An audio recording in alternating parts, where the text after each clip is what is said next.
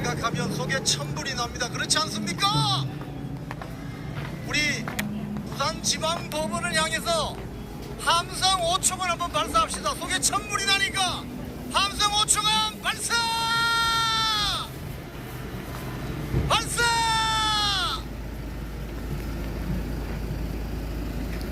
사법부가 선택적 자비를 베풀 때 사법부의 독립성은 무너지고 힘센 자들, 금권을 가진 자들만 살아남게 돼 있습니다. 대한민국 사법부는 지금 특정인에 대해서 선택적인 무한한 자비를 베풀고 있습니다. 그 사람이 누굽니까? 제가 이 사람 이야기를 하면 여러분은 부속으로 화답해 주십시오. 이재명!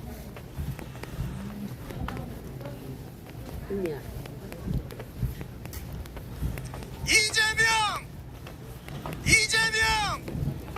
이재명! 이미 구속되어야 했어야 할 사람이 이재명 대통령인 거 맞습니까? 대한민국 사법부는 제가 호칭을 뺄게요. 이재명에게 무한한 자비를 베풀었습니다. 맞죠? 이재명의 공직선거법 1심 재판만 2년 2개월이 걸렸습니다. 여러분 아세요? 그리고 그 재판이 대법원으로 갔는데 조인의 대법원장이 본인이 파기 잡판을 해서 끝내버렸으면 대통령 선거에 못 났을 것인데 서울고등법원으로 파기 환송을 하는 바람에 지금 나라가 큰 혼란에 빠져 있습니다. 여러분 동의하십니까? 이재명! 이재명! 이재명! 지금도 재판은 재개할 수 있습니다. 이번 국감에서 임대영 서울고등법원장이 뭐라고 했습니까? 이재명의 공직선거법 재판은 이론적으로 가능하다. 이론적으로 가능한데 왜 재판 안 하는 겁니까? 이게 바로 대한민국 사법부가 이재명이라는 특정인에 대해서는 무한한 자비를 베풀고 있는 것입니다. 이건 차별이죠. 차별입니다. 지금이라도 이재명에 대한 공직선거법 재판은 재개돼야 합니다. 그런데 손현보 목사님에 대해서는 왜 자비를 베풀지 않죠? 왜 대한민국 재판부는 손현보 목사님에 대해서 자비를 베풀지 않는 겁니까? 손현보 목사님이 구속될 만한 그렇게 엄중한 죄를 저질렀다고 여러분 생각하세요? 주요 정치인들 중에서 공직선거법 재판으로 구속된 사람 손가락으로 셀 정도입니다. 그런데 이분은 출마하는 분도 아니에요. 충분히 선거관리위원회 단지에서 지도하면 되는 거예요. 지도. 그리고 법원이 뭐라고 했습니까? 도주에 염려가 있다. 부산에서 가장 큰 대형교회 목사님이 어딜 도망간단 말입니까 여러분? 증거인멸에 염려가 있다. 무슨 증거를 인멸을 염려해요? 유튜브 동영상이 다 올라와 있는데 말도 안 되는 소리를 하는 거죠. 그래서 손현보 목사님을 지금까지 구속시키고 있는 것은 아하, 우리 다 알고 있죠. 국민 여러분, 윤석열 대통령 탄핵 정국에서 세이브 코리아 집회를 해서 이재명에게 괘씸죄가 걸렸구나. 맞습니까? 국민들이 바본 줄 아십니까? 공직선거법 좋아하시고 계시네. 이재명에게 찍혀서 구속된 거 아니겠어요 여러분? 그런 이재명부터 재판을 받게 해야 되는 것입니다. 제가 세 사람의 이름을 거명하겠습니다. 부산지방법원 형사 6부 오는 화요일 이틀 뒤에 손현보 목사님의 보석 석방 결심 심리를 하는 판사 3명의 이름을 거론하겠습니다. 부산지방 형사 6부 김용균 부장판사님, 전우석 판사님, 이래 판사님, 이 세 분이 이틀 뒤 손현보 목사님의 보석 심리 결정을 합니다. 이분들에게 여러분이 기도를 해주세요. 이재명을 재판을 속개할 수 있다는 생각으로 무한한 자비를 베푸는 그 심정 말고 정당한 법 집행을 해야 되는 것인데, 이재명에게는 정당한 법 집행을 하시고 손현보 목사님에게는 무한한 자비를 베풀어 주십시오. 마지막으로 한 말씀 올립니다. 사법부가 특정인에 대해서 무한한 자비를 베풀게 되면 사법부는 불신받게 되고 국민들은 절망에 빠지게 됩니다. 하지만 사법부가 정당한 법 집행을 하게 되면 국민들은 평안해지고 사법부의 독립성은 존중받게 되는 것입니다. 여러분 동의하시죠? 대한민국 사법부가 살아있음을 보여주시기 바랍니다. 김영균 부장판사님, 전우석 판사님, 이래 판사님의 정의로운 판단을 기대합니다. 제가 이재명 하면 구속하시고 손현보 하시면 석방해 주십시오. 이재명, 손현보, 감사합니다. 우리 다시 한번 뜨거운 박수 부탁드립니다. 이 시간에는 포괄적 차별금지법 막아야 됩니까? 안 막아도 됩니까? 우리 하, 세, 기 박수로 맞이하겠습니다.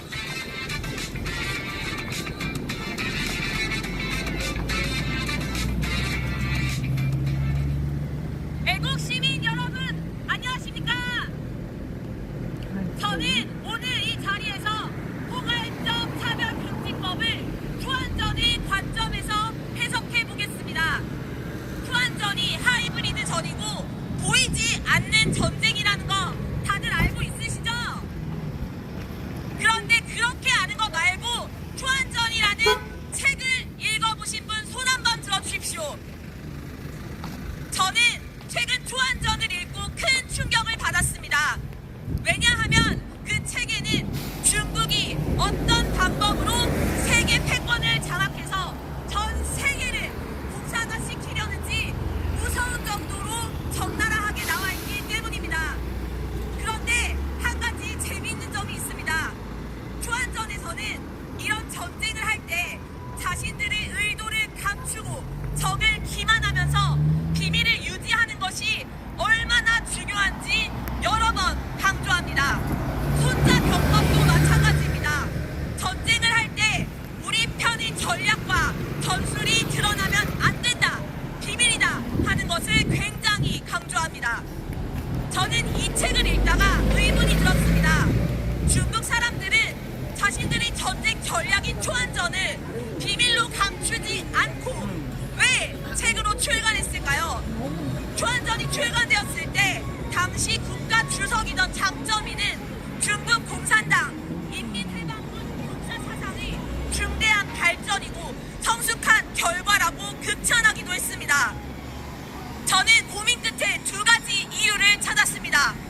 첫째, 어차피 투안전을 써서 공개해도 자유진영의 사람들은 투안전을 읽지를 않습니다. 하지만 이 책을 출간하면 사람들은 중국 공산당 약 1억 명의 공산당원들은 이 책을 읽을 것이다. 그래서 저는 중국 공산당 최고 지도부가 이 책을 극찬한 거라고 생각합니다. 공산당원 읽으라고요. 둘째로 공산당은 이미 이겼다고 이 전쟁에 임하고 있다. 자신들이 보기에 이미 이긴 전쟁이기 때문에 그들이 어떤 방법을 써서 이길 건지 공개하더라도 자유진영 국가에서 이를 막을 수 없을 거라고 판단했을 것입니다. 이들이 동원하는 수단과 방법은 상대 국가와 국민들이 상상하지도 못하는 방식입니다. 왜냐하면 그들이 공산혁명은 목적이 수단을 정당화한다는 철칙을 갖고 있기 때문입니다. 그 어떤 비도덕적인 방법을 써도 괜찮다는 말입니다. 그렇기 때문에 자유진영의 국가들이 압도적으로 불리합니다. 자유국가가 가지고 있는 옳고 그름의 가치, 성숙한 시민 문화는 그들이 파고들 수 있는 빈틈이기 때문입니다. 인권위 탈을 쓴 포괄적 차별금지법도 마찬가지입니다. 우리는 이미 서구 사회에서 목격했습니다. 그들은 동성애로 가정을 파괴했습니다. 트랜스젠더를 인정하면서 여자 운동 선수들은 승리를 빼앗겼습니다. 저는 한 트랜스젠더가 찰리 커크와 토론하는 영상을 보았습니다. 그 사람은 2차 성징을 겪기 전부터 호르몬 치료를 시작했기 때문에 자신의 진짜 생물학적 성별로 살았을 삶이 어땠을지 상상하기조차 힘들다는 이야기를 했습니다. 포괄적 차별금지법을 어젠다로 올리는 세력은 자유 대한민국을 기만하고 교란하고 있습니다. 우리 사회의 소모적인 갈등을 유발하여 분열을 일으키는 것입니다. 이 보이지 않는 전쟁 속에서 상식을 되찾기 위한 싸움은 결코 쉽지 않습니다. 하지만 모두가 침묵한다면 상식이 바로 선 사회는, 그리고 틀린 것은 틀렸다고 말할 수 있는 자유로운 사회는 우리 세대에서 종말을 맞이할 것입니다. 오늘 이 집회에서 손영구 목사님의 빈자리가 느껴집니다. 자유 대한민국을 지키기 위하여 목소리 냈다는 이유만으로 유례없는 사법적 핍박을 받고 있는 목사님을 외면한다면 그 다음은 우리 차례가 될 것입니다. 가끔 보면 좌파랑은 말도 섞기 싫어서 연을 끊었다는 분들이 있으신데요. 그렇게 하면 이 싸움이 힘들다고 포기하고 외면하는 것입니다. 그렇기 때문에 끝까지 싸웁시다. 언제까지? 이길 때까지 싸우자! 이기자!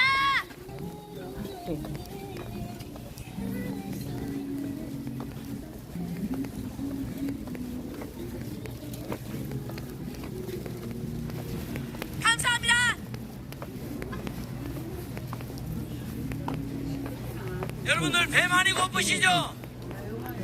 집회가 조금 있으면 마칠 텐데 주변에 많은 가게들이 있습니다. 상권을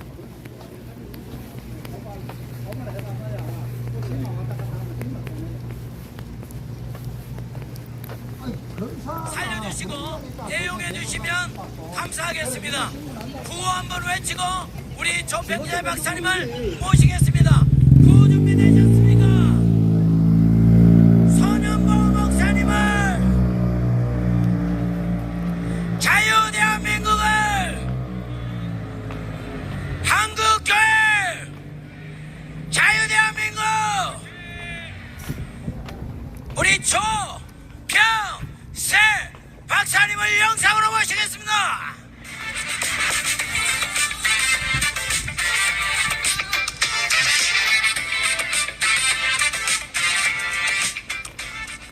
부산 시민 여러분 안녕하십니까?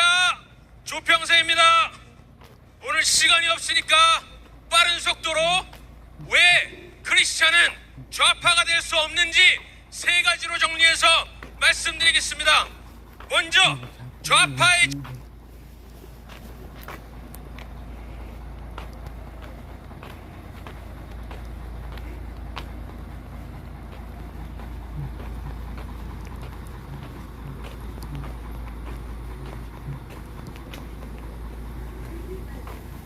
신이 하나님을 대적하기 때문입니다. 두 번째, 좌파의 교리가 반기독교적이기 때문입니다. 세 번째, 좌파의 역사가 바로 교회를 파괴하는 역사였기 때문입니다.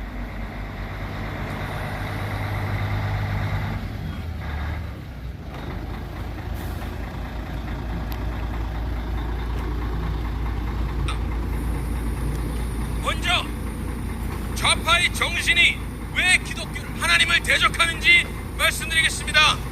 좌우의 구분이 어디에서 시작했는지 아시죠? 바로 프랑스 혁명입니다. 프랑스 혁명 당시에 국민의회에서 좌쪽에는 좌파들 자코뱅이 앉았고 우측에는 지롱드가 앉았는데 이 좌파들이 결국 승리해서 수많은 사람들을 학살했습니다. 특히 기독교인들을 학살했습니다. 그런데 그 좌쪽에 앉아있던 그 자코뱅 중에서 가장 극단적인 사람들이 스스로를 뭐라고 불렀는지 아십니까? 바로 프랑스 말로 롬상스듀라고 불렀는데 그 뜻이 하나님 없는 인간이었습니다. 하나님 없이 사는 세상을 만들려고 했던 사람들이 바로 좌파들이었다라는 것입니다. 두 번째로 그 좌파의 정신을 교리로 완성한 사람이 바로 마르크스입니다. 마르크스는 사탄 숭배자였습니다. 마르크스가 썼던 공산당 선언, 그 공산당 선언의 원래 제목이 뭔지 아십니까?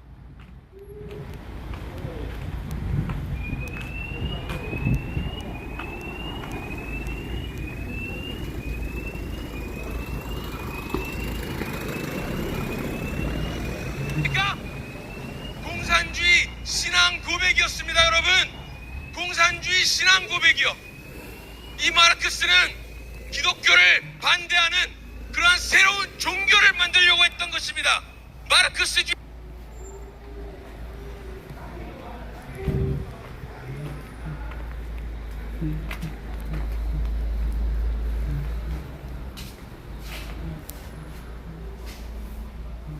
사회주의는 어떤 정치 철학이나 경제 이론을 말하는 것이 아니라 기독교를 반대하는 새로운 종교를 만들려고 했던 것입니다.